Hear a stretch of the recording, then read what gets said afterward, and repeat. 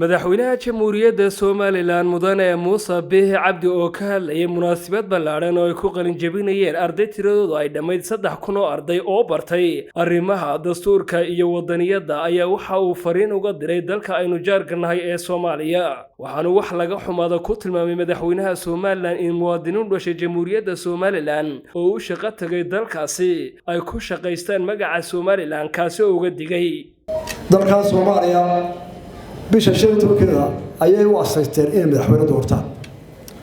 in ay doortaan in nabad galaan Allah ka dhigo oo duceynina oo ay nabad u madaxweyne wadayeen laakiin waxaan hoosta ka xariiqayaa 15 markay doorteen waxay hoosta ka xariiqeen iyagu wali waxay ka hadlaan oo ka hadli doonaan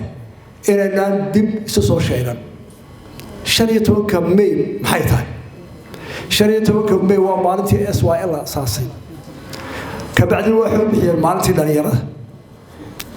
labada magac ay ku beegaanayeen tamaanta madaxweynahooda meel taariikhsiga ma yeelan waan ka bareeray waxaan casnimo haysataa dadka Soomaaliland u dhashay ee halkan iyagu magac ku ahaa ee wax qaarkood wax ka tareen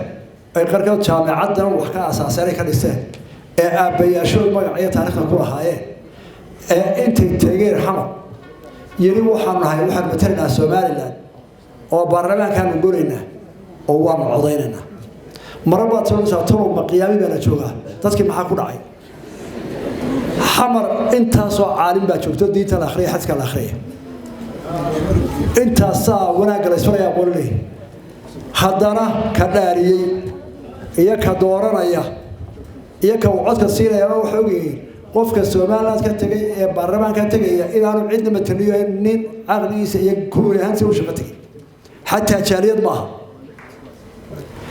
kaani ka doortay isaga damirkiisu kaasi iyo ka ogolaaday ee doonaya in masiirkiisa ka taliya horta waa damariye laba sano wax isma dhaaba qolada ay doortaan waxa ka soo gaara codka Soomaaliland iyo walaal Soomaaliland baarka joogtana dhibaatada ka gaadhana anaga nooma eersada وسؤالنا واحد شيء ما يلعبه كوا Soomaaliland كم بديكم جامعة الحاري أساس كذا لها أبوه تعليم تكون سوتي هاي ما تحمر أنتم كل تجيب مفقاس ولا ما تنام حوالي أخذ ورنيا أنا بيرغب ماركو سجن عيب كتاه وارد كيلو كل دفي قال كسوالات كل دفي يسوون من المسلم أنت هذا قول حوار بالله أحمد سكي داير عسان warbaahinta qaranka magaalada Hargeysa